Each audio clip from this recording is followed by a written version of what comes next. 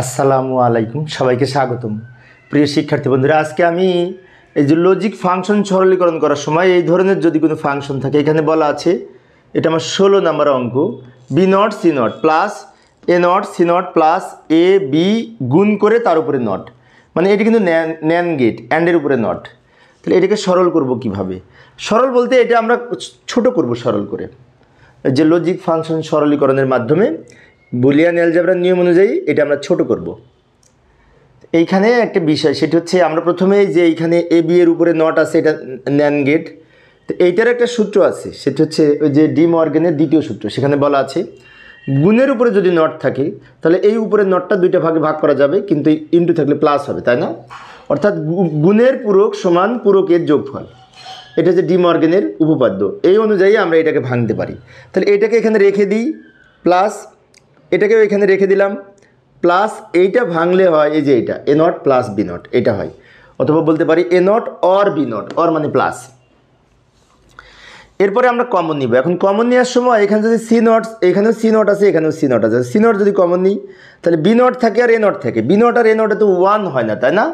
আমাদের কমন নেওয়ার উদ্দেশ্য হচ্ছে যদি কমন নিয়ে ওয়ান করতে পারি রাশির মান, তাহলে আমাদের অঙ্ক করা সহজ হবে। একটা কাজ করতে পারি, এখানে বি নট আছে, এখানেও বি নট আছে, তো এই বি নটের পাশে প্রথম রাশি পাশে শেষের রাশিটা আনতে পারি। যেমন এটা লিখলাম, একটু রিয়ারেঞ্জ করে নেব, এইটা এখানে লিখব। আবার এটা যা আছে রাখলাম, পাশে এ প্লাস এ নট রাখলাম। আবার বলছি লক্ষ্য করি, এইটার পাশে এটা নিয়ে আসলাম আর এই দুটা কাছাকাছি রাখলাম। এখন কিন্তু খুব সহজেই আমি এখান থেকে বি নট কমন নিতে পারি, তাহলে থাকবে সি নট প্লাস ওয়ান, যার মান ওয়ান হবে। আবার এখান থেকে যদি এ নট কমন নিই, এখানেও থাকবে সি নট প্লাস ওয়ান, যার মান হবে ওয়ান।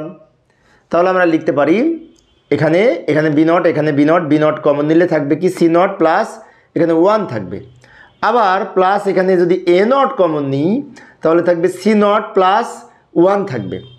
এখন কিন্তু খুব সহজে আমরা কি করতে পারি, এইটার মান এই যে সি নট প্লাস ওয়ান সমান কিন্তু ওয়ান, আমরা জানি এ নট প্লাস ওয়ান সমান ওয়ান।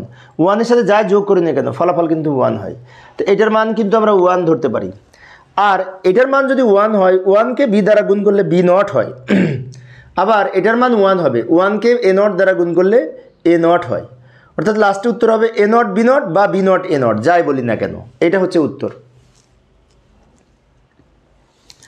এইভাবে আমরা এই বুলিয়ান অ্যালজেব্রার নিয়ম অনুযায়ী লজিক ফাংশন সরলীকরণ করতে পারি।